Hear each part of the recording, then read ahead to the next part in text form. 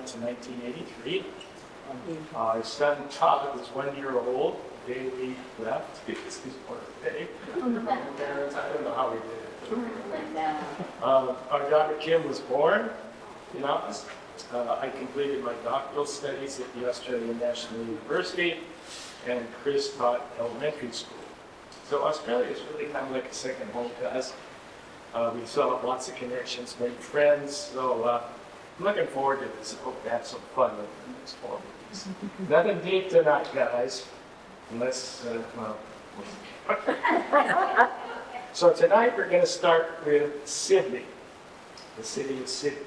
It's the capital of the state of New South Wales, and the most populous city in both Australia and what is known as Oceania.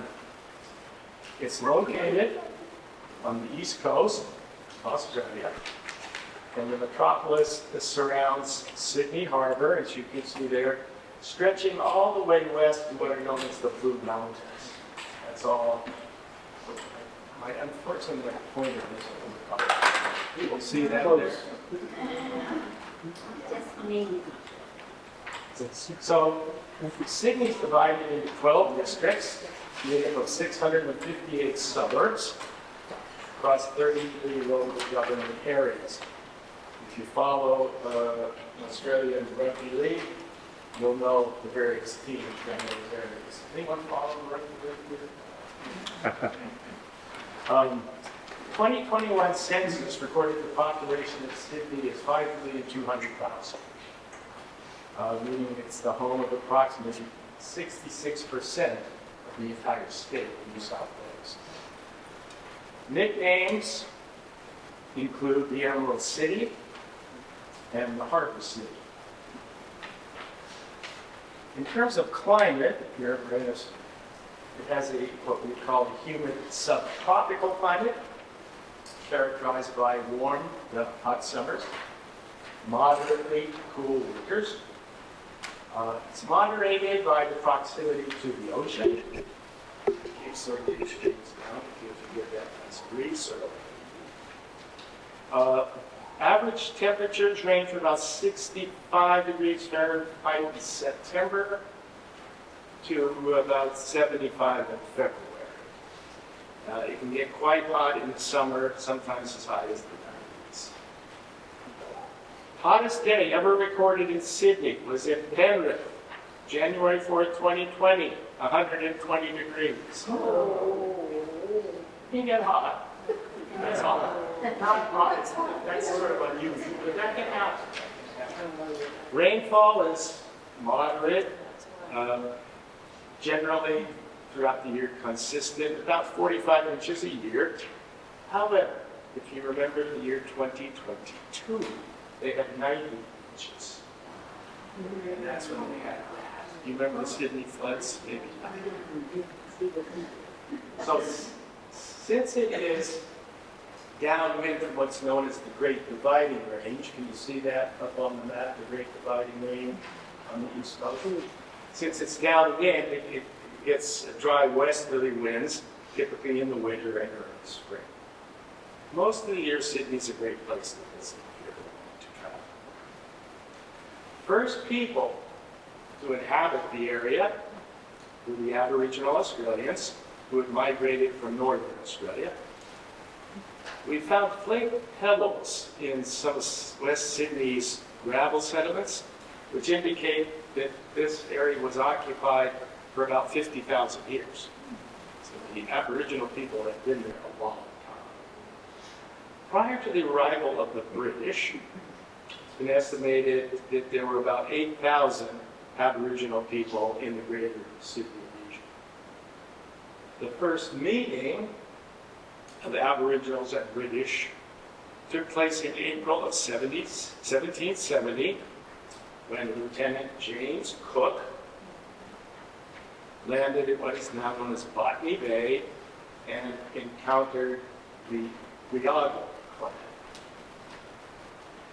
And after the establishment of the first penal colony in January of 1778, here we are.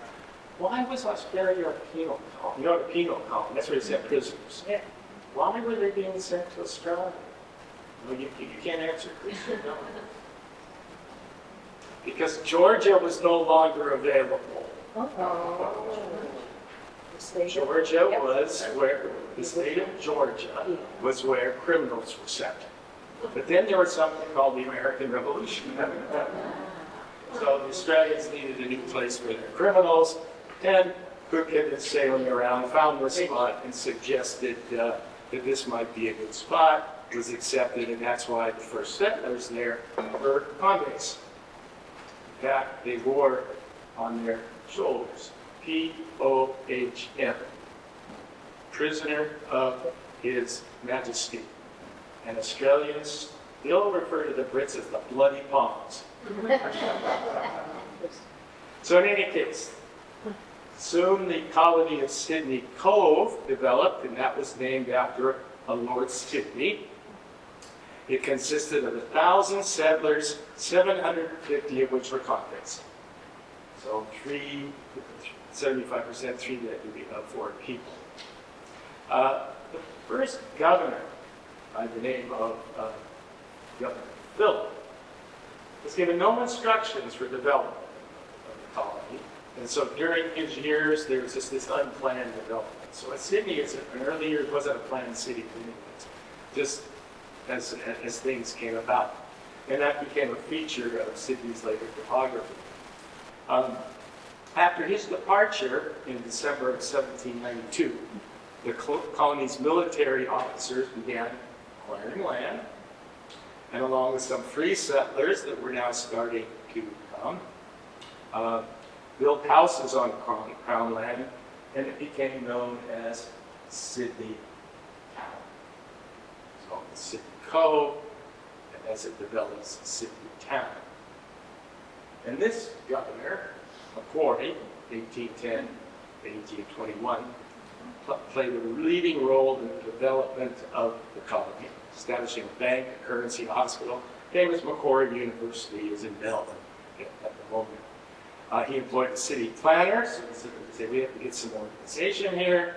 They had a street layout, construction of roads, wharves, churches, public buildings, and then a road across the Blue Mountains, which we saw earlier was completed in 1815. And this opened the way for grazing. And if you've ever been to Australia, you'll know that grazing, especially with sheep, is a major agricultural industry. He was followed by Governor Brisbane, for which the city of Brisbane is later named. He developed the New South Wales Legislative Council, and this was then transformed into an electoral body. In that same year, the town was declared a city. So it's gradually moving up in terms of population and development. Then a big thing happens. There is discovery of gold, both in parts of New South Wales and Victoria, which is where Melbourne is, the southern state. Interestingly, one of the gentlemen who was involved in finding this gold had been involved in the California gold fields, recognized similar geological formations, suggested start digging, and lo and behold, there was a big gold rush in Australia. For Sydney, this caused a lot of economic disruption because a lot of workers left jobs, head to Victoria, where the major gold fields were. And Melbourne actually overtook Sydney at this point as Australia's largest city. And that led to what has continued to be rivalry between Melbourne and Sydney, sort of like LA, San Francisco. Chris Parker, Dodgers, Mike Jones.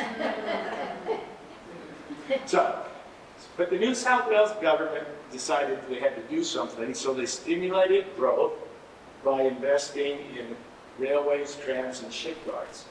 And here's some photos from that time.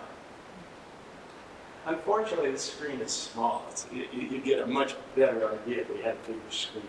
But unfortunately, that's not the case. So as a result of this, the population of Sydney and its suburbs began to grow again.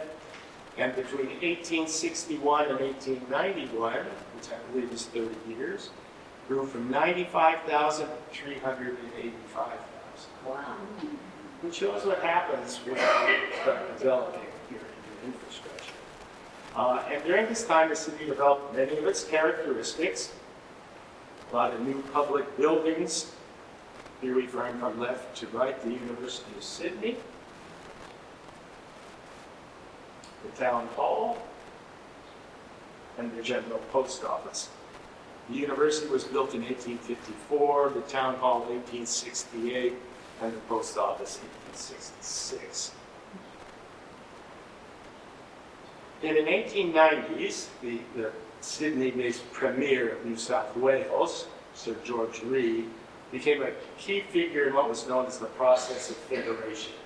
That's when the various states of Australia will come together and form a federal government, which will happen in 1901. He was a big shaker in trying to get these to come together. Sort of like when the Constitution of the United States brought the various colonies together under one nation. And at that time, Sydney became the capital of New South Wales. And you can see those are the various Australian states that still exist today. And New South Wales is down in orange. So in 1918, soldiers returning from the Great War to end all wars were promised homes in new suburbs with mixed industrial residential developments. So the city again begins to grow and expand.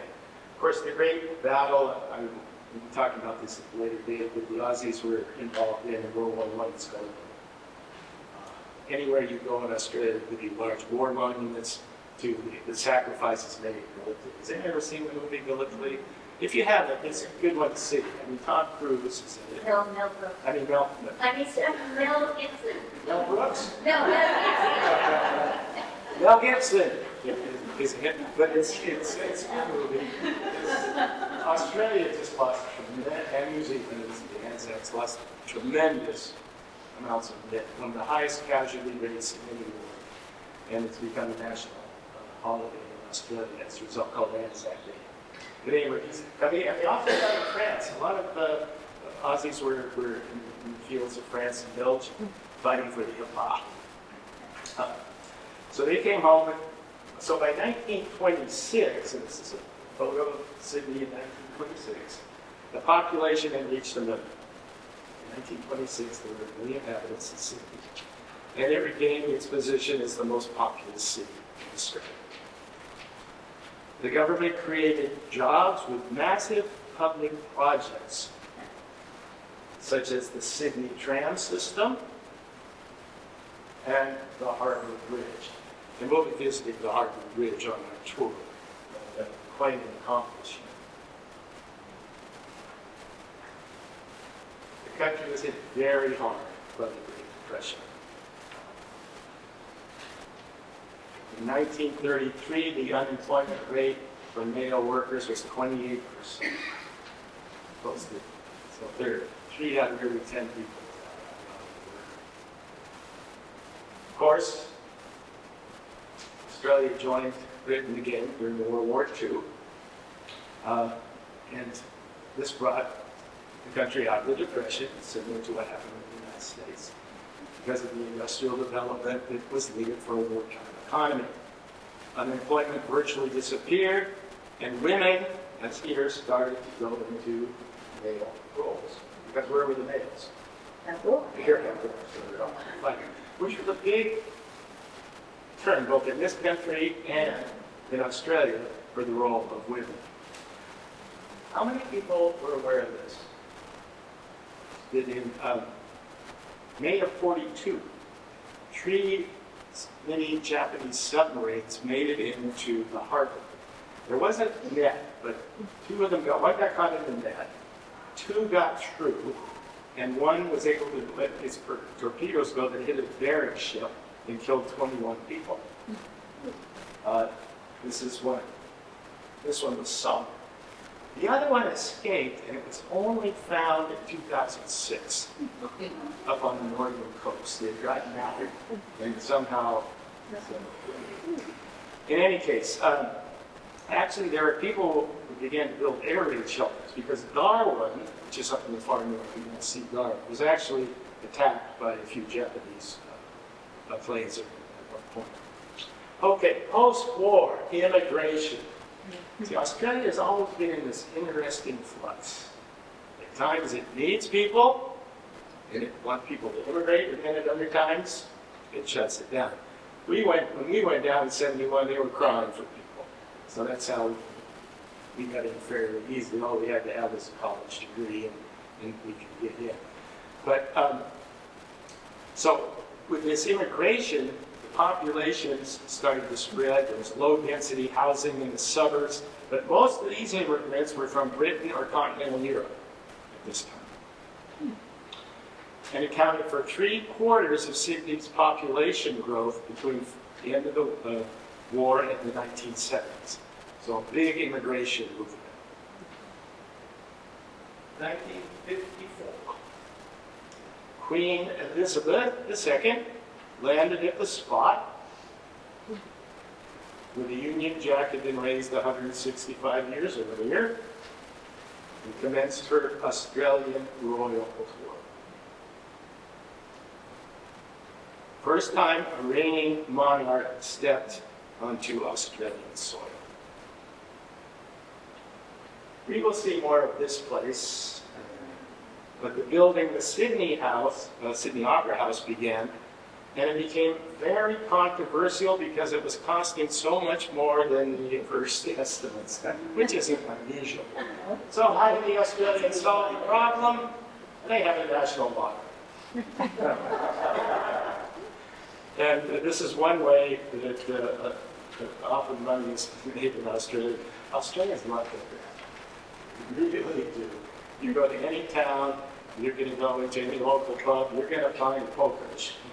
And you're going to find people. It can actually be quite a problem. But in any case, the money was raised and it was completed, and it would become a major attraction symbol, and we'll visit it in a few moments.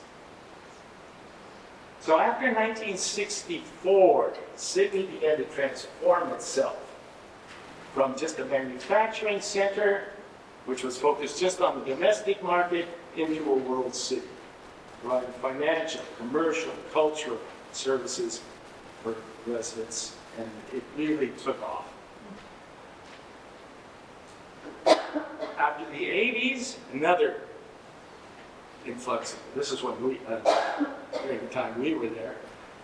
Most of these immigrants came from non-European sources.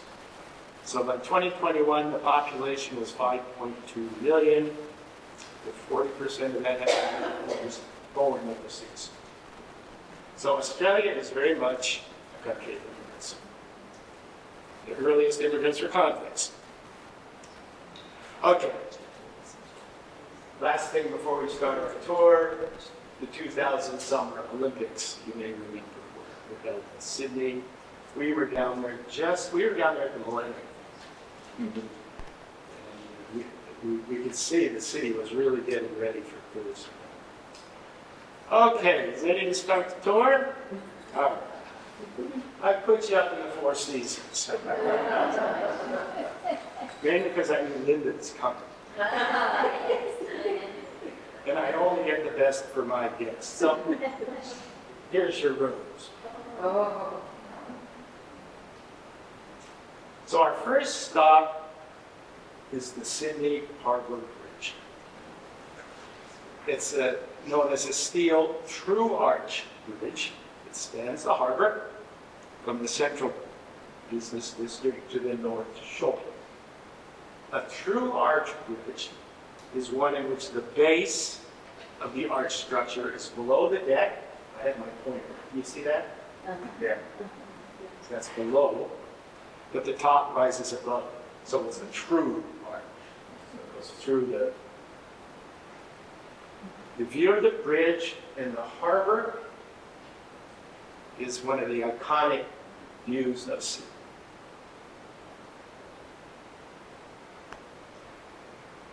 It's sometimes called the coat hanger by the locals. It carries rail, vehicles, bicycle, and pedestrian traffic.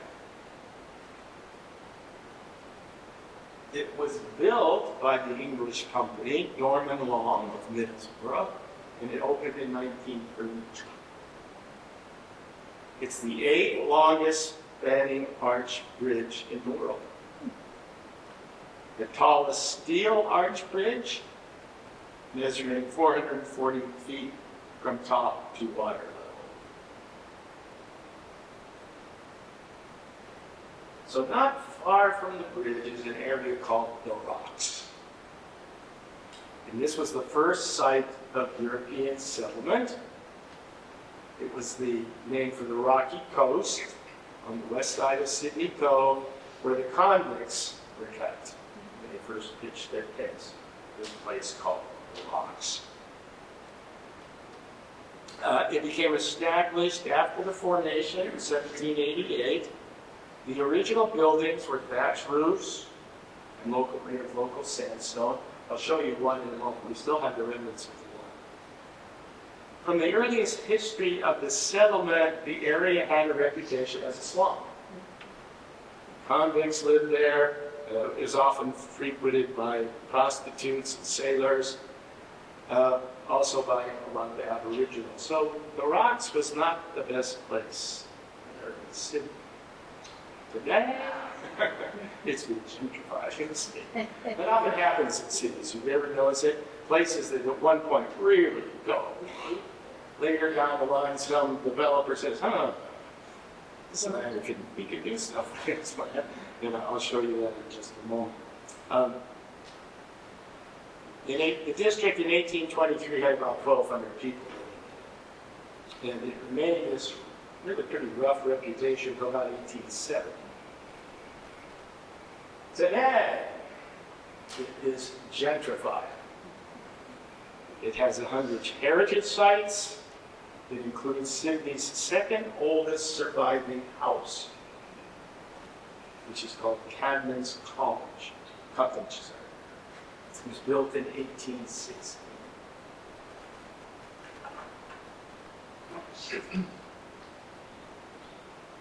The restored building had several different uses in its lifetime, primarily as an abode for government coxswains or sharecroppers. Today it is a very touristic area. And all these areas are little shops. So this is, if you go on a tour, you'll be taken to the Rocks first, right off the bat.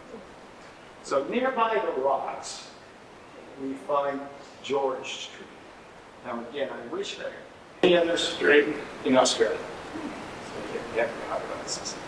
Among Australia's 100 largest listed companies, more are located here than anywhere else in America. It was initially just a small track leading from the Rocks up into the other part of the city that the convicts had to come up into to do their work. So as we go up George Street, one of the first buildings we come to is the Museum of Contemporary Art Australia, solely dedicated to collecting and exhibiting contemporary art from not only across Australia but around the world. It's the only contemporary art museum in Australia that has a permanent collection. It was founded in 1991. At that time it was called the Museum of Contemporary Art Sydney. But it outgrew its space, it got into financial difficulties. But this lady saved the day. This lady, Elizabeth Ann McGregor. She was able to do a great deal of fundraising and reestablished the museum. And it underwent a $35 million expansion, largely because of her efforts in fundraising. Reopening in 2012. Just see a few things in the collection here. Now, these are bark paintings. They're Aboriginal bark paintings. The reason they're in the contemporary art museum is because the contemporary, in other words, although they're traditional style. They've been done by contemporary Aboriginal artists. We'll see in another photo some of the more contemporary Aboriginal art is not quite as traditional, but this is really a foundational piece of Aboriginal art. It's bark of a tree in which the painting takes place. And the painting, I don't know if you can see it, there are all sorts of animals and things on there, represent something called the dream time. The Australian Aboriginals believed that there was a time, where the various spirits of the land appeared and were involved in the various formations. And they call it the dream time. And the reason they call it the dream time is when you have certain ceremonies, usually at night, and you dance and you sing, you go back to the dream time. That's the idea. You're going back to visit the ancestors. And your ancestors just aren't people. They're the animals. And that your various clans will have a fine animal, right? A kangaroo, well. So, anyway, this is called art. I don't get a lot of modern art, but this is also art. But this is what I was referring to. You see these here? Okay. The patterns up there on those paintings are similar to what were on the bark paintings. But they're certainly not bark paintings, are they? They're done in a more modern, abstract sense. So that's... okay. As we move up, we come to the Queen Victoria building. Here's a difficult question. Who's it named after? Bright group, I can tell. Queen Victoria, of course. It's called Romanesque Revival architecture. It was constructed between 1893 and 1898. It was designed originally as a marketplace, but then over time was used for a variety of purposes. It was a library at one time. Then it was the home of the electricity department. And then it began to suffer decay until it was restored in 1984 at a cost of $86 million. And here it is today. It's a high-end fashion stores with cafes, upscale restaurants. So if you're wanting to go shopping, you go to the Queen Victoria building. It's no longer a library. Well, I guess it's a library of sorts. Not far away, oh, there's the dome inside. Not far away is the Sydney Town Hall. St. Andrew's Cathedral and the Sydney Tower. So I'll take them one at a time. I mentioned the Town Hall previously, late 19th century building. Today it houses the chambers of the Lord Mayor, his offices, and venues for meetings and functions. It's the interior. It's listed on New South Wales Street Register for heritage property. It was restored in 2008 and 2009. St. Andrew's Cathedral is an Anglican cathedral, not Catholic, built between 1837 and 1868. Consecrated in 1868, making it the oldest cathedral in Australia. One of the finest examples of what it was Gothic revival. Gothic architecture, though, in all the great European cathedrals, you notice that, because that was the idea they were pointing to heaven. It was opposed to the classical Greek art, it's much more horizontal. So this is called Gothic revival. Some beautiful stained glass. Yeah, we took, when I was teaching in Canberra, we took the girls down to a field trip and spent time here. And all along the wall on the right are names of famous people who are in the wall. So, sort of varying as well. Cultural preservationist John Kerr described the cathedral as a perfect example of the colonial desire to reproduce England in Australia in the mid-19th century. So going from one tower to another, this isn't quite religious, but this is the tallest structure in Sydney and the second tallest observation tower in the southern hemisphere. It stands 1,014 feet above the central business district.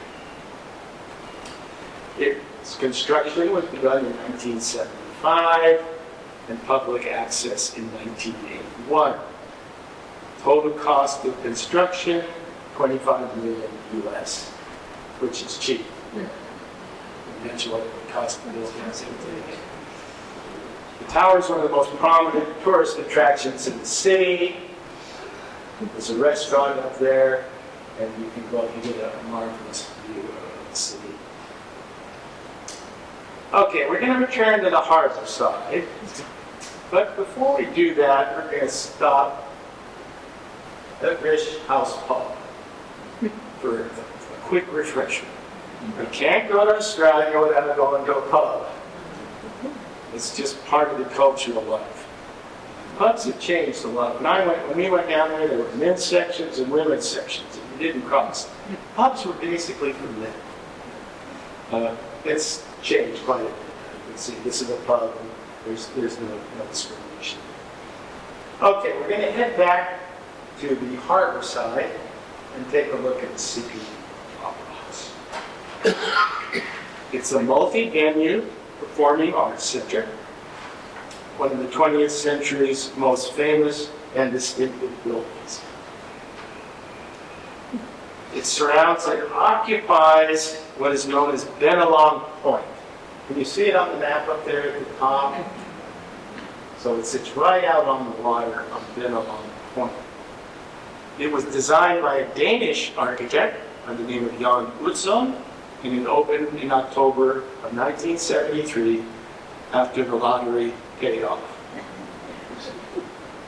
It features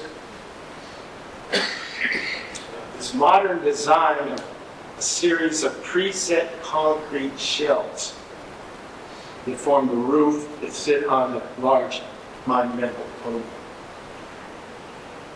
The shells are supposed to represent sails. It covers 4.4 acres, 600 feet long, and 394 feet. It supports 588 concrete piers, sunk 80 feet below sea level. It's not going to move, I don't think. It comprises multi-performance venues, which host over 1,500 performances annually, and attended by 1.2 million people. There was the concert hall.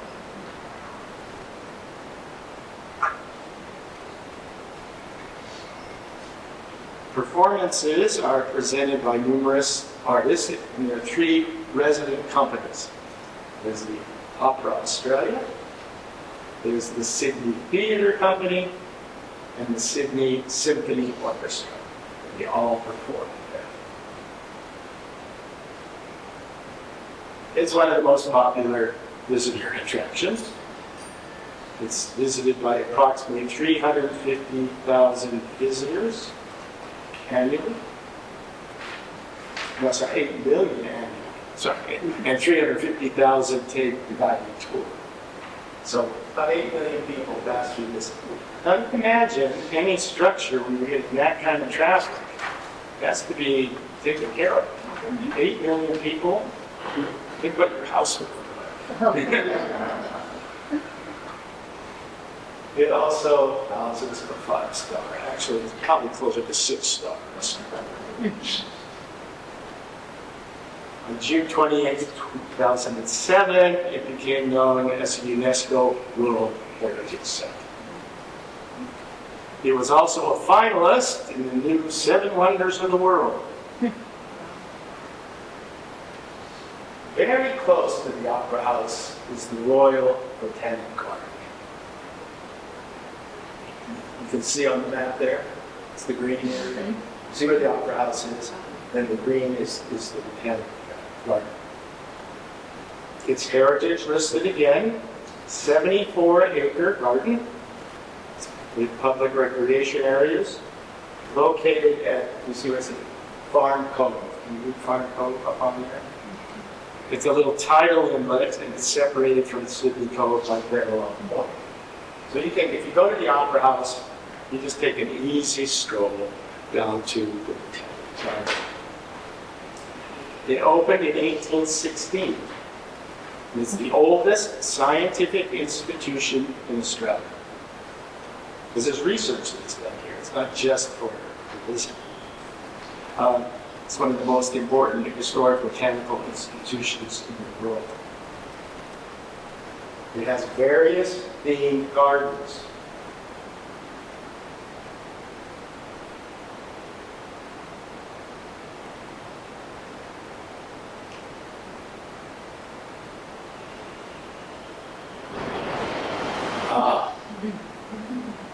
And it's also known for its fruit bats. And its rose garden. It's a very, very good English palace rose garden.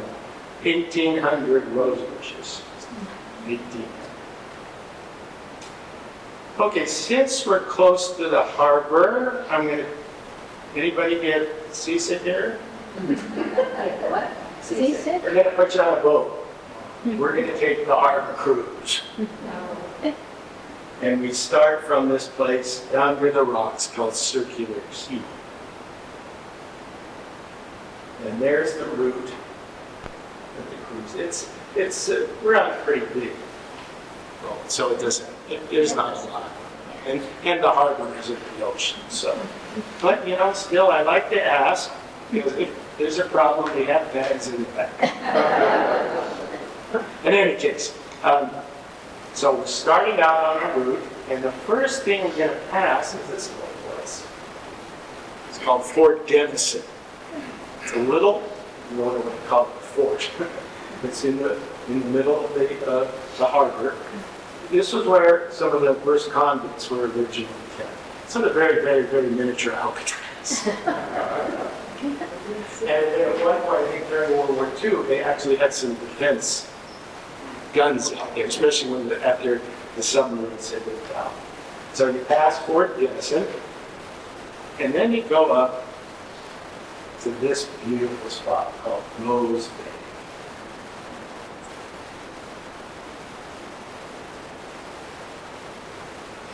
And you get some magnificent city views.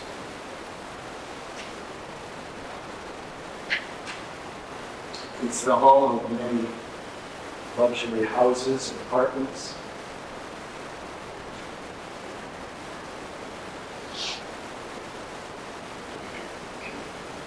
As well as this place, Salisbury Court, which is heritage listed, which means it's on the list for heritage properties.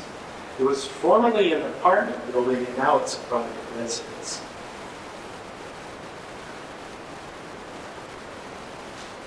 How long?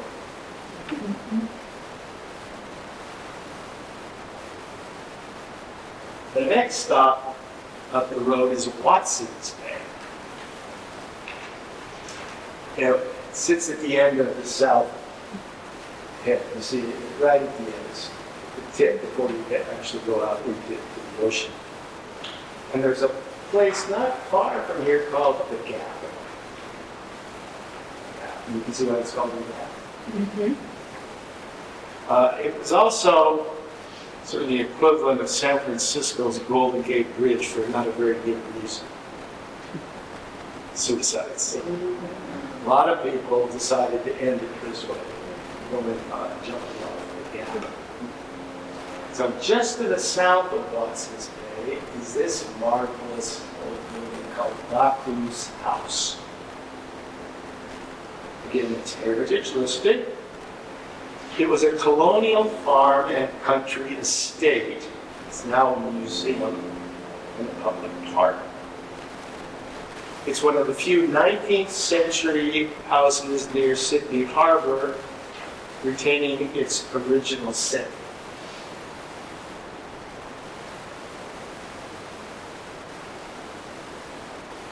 The original house was built by one Sir Henry Brown Higgins, who had been transported to New South Wales. Now, if you're transported to New South Wales, that means you're going as a convict. In 1802, for kidnapping the daughter of a wealthy Irish banker. The governor considered him restless, troublesome character, wanted to get him as far away from Sydney as he could, so he granted him permission to purchase this land, and he proceeded to build on it. So it's a rather interesting story of how this house came across.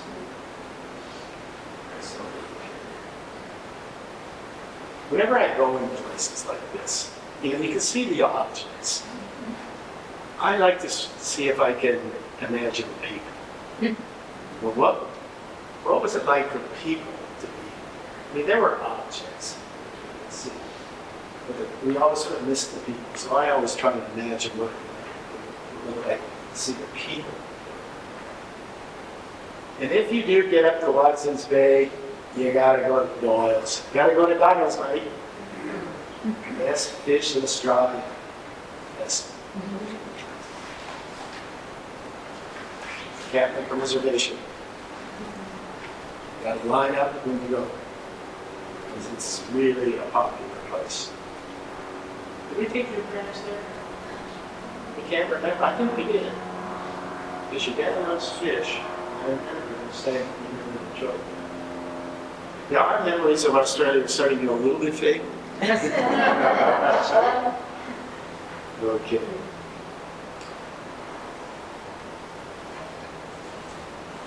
So we're going to now cross the harbor to the north side, and we go to Manly Cove. It's 11 miles northeast of the central business district, and it's a very popular destination for tourists. It's got one of the great rugby teams, the Manly Eagles, that play there. And it's also known for its zoo,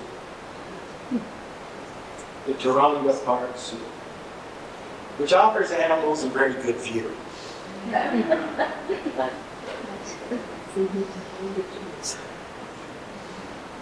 Does anyone know what Taronga means in Aboriginal? I'm surprised. It means beautiful view. So, Taronga. Beautiful view. Opened in October of 1916, it's the home for 2,600 animals, 250 different species. Okay, we get back to Circular Quay. We're going to stop for a bite at this little restaurant called the Ship Inn and have a few tinnies if you want a tinny. What's a tinny? Okay. No one goes on a tour of Australia without having a few tinnies. So we'll do that, and then we're going to head out to the beaches, Australia's famous beaches. Bondi Beach. Anyone heard of Bondi Beach? Very famous beach. It's the name of the beach plus the surrounding suburb. It's located 4 miles east of the Sydney Central Business District. It's called the Eastern Suburbs. It's a very popular beach. It's one of the most visited in Australia. Bondi originally came from the Aboriginal Bundi, which means surf. If you translate it, surf. For a long time, it was a working class suburb, most of the 20th century, mainly from migrants from New Zealand, US, comprised the majority of the population. Does anyone remember a swimmer by the name of Don Fraser? won the Olympic gold medal back in Japan in the 70s. She had a pub. No, she was a swimmer. She had a pub. Her story was rather sad. The Aussies can get out of hand sometimes. And they had just won the gold medal. They had a few tickets, and they went into the Imperial Palace and jumped into the pool. Which you don't do, unless you're not from Australia. They didn't think it, but she had a gold medal ticket. She never got it back until the last days of her life. She ran a pub in Bondi, and her story became really quite sad. Anyway, so over the years, there was a major controversy about Bondi, and that was what was proper attire. Well, that's what it was back in 1907. Actually, it wasn't much different here. If you ever see pictures up by on the beaches of San Francisco, yeah, ladies in their long dressing, so. But by 1961, there was growing opposition being required. You should be clad in proper, adequate bathing costume. You should be able to wear what you wanted. So you can. Since I knew this was a rather prudish group, I had the ladies turn around. But Bondi is known, it has a small section for nude bathing if you want. If it bothers you, you don't have to. But it's known for that. If you say to a lot of people around the world, you've been to Bondi, they'll think of the nude beach. Okay, what's next is really, if you ever get to Sydney, if you can't take the walk, at least try and get some sort of ability to get around this area. It's called the Bondi to Coogee Walk. It's one of Sydney's most iconic trails, and tourists and locals take it all the time. And the walk passes by a number of the most beloved beaches in Sydney. So you start at Bondi. It can be completed in as little as 2 hours, I mean, if you're really a walker. But I would suggest 2 days. Mainly because then you can make lots of stops for coffee or tea, whatever your choice is. And a lot of people do that.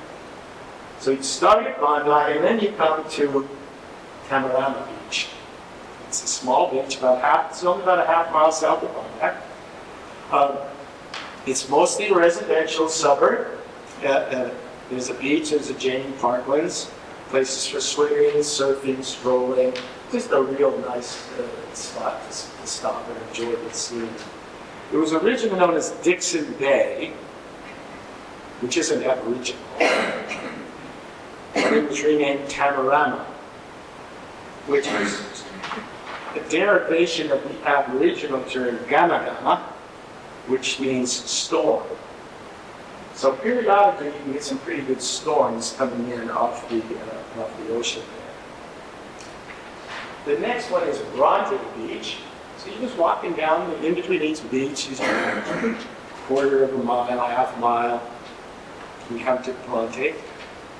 And this is a very popular recreational beach, and it's also known for its, see the net? There's a nice swimming pool there. Mm-hmm. So you have your choice, an ocean with a pool.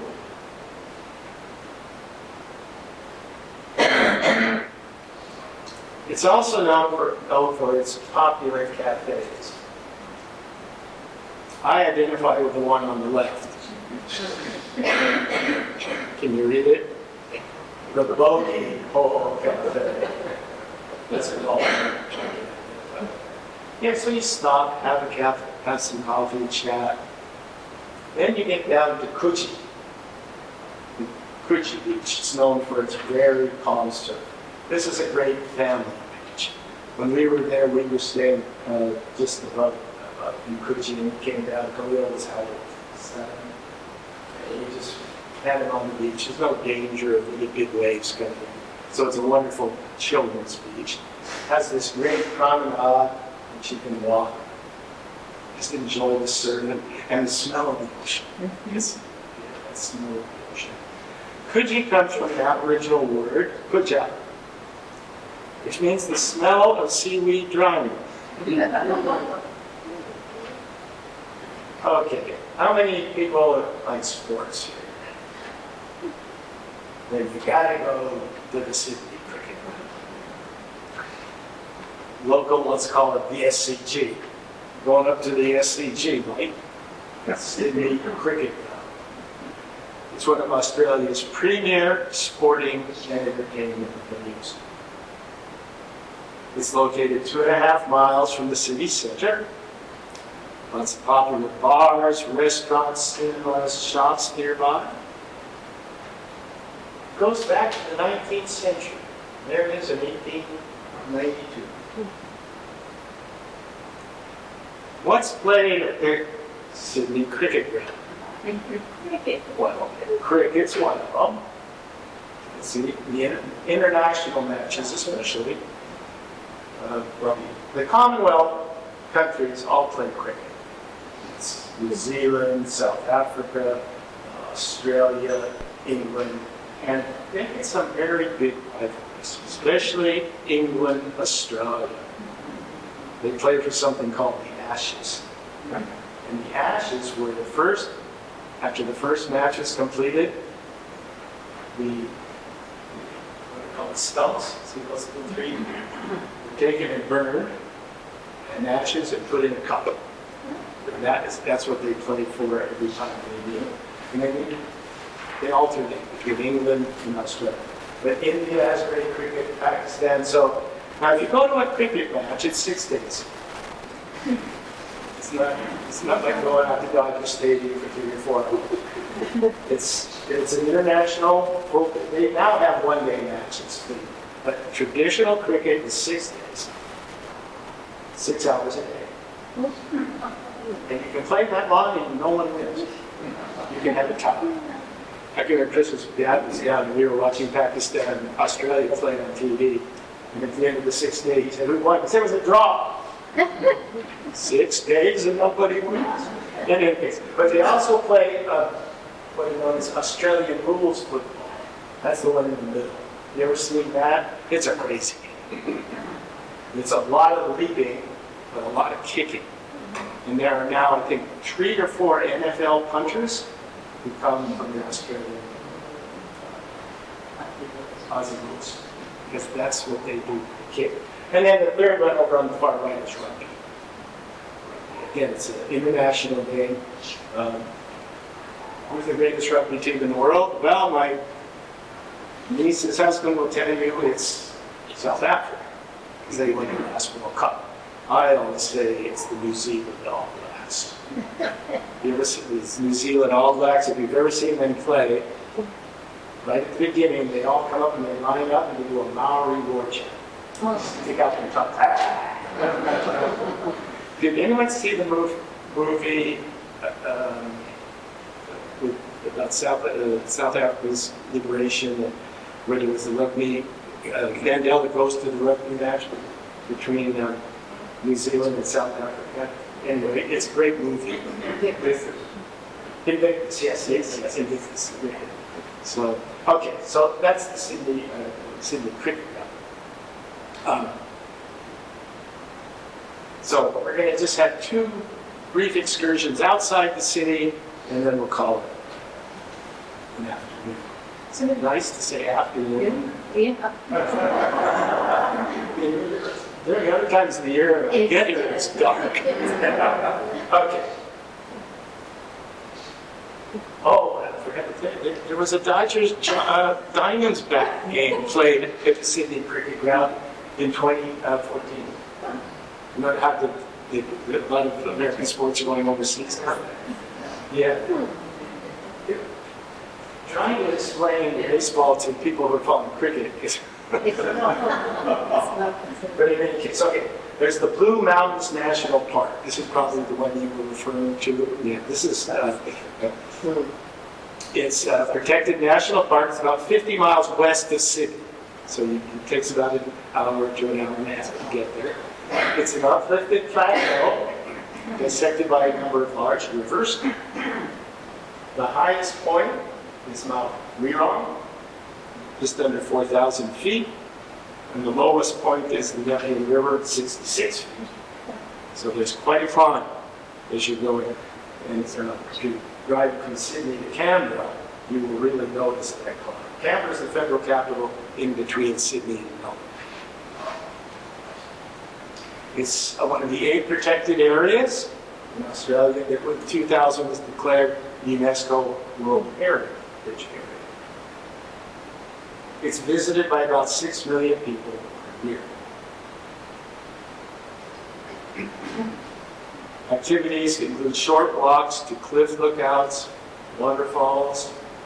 There are longer walks, there are overnight stays if you want to camp out in the more remote parts. There's rock climbing. Any rock climbers here? Mountain biking. And then it's the home to the world's steepest sky railway. How many people would get on that? No? Yes. Well, it's only a falling tree, right? No. It's also known for this very iconic rock formation called the Three Sisters.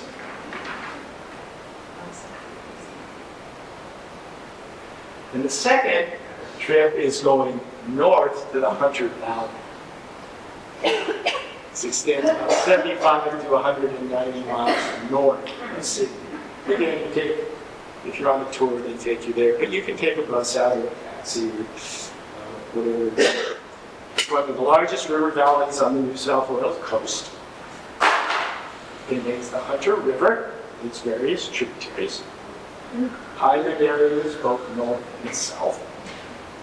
It was discovered in 1797, the river. That sounds strange, doesn't it? Well, but you can remember, 1797, we didn't get in a plane or fly, and you walked or took a horse. And so this was quite a distance further out from Sydney. But it was located by a man by the name of Lieutenant John Shortlight.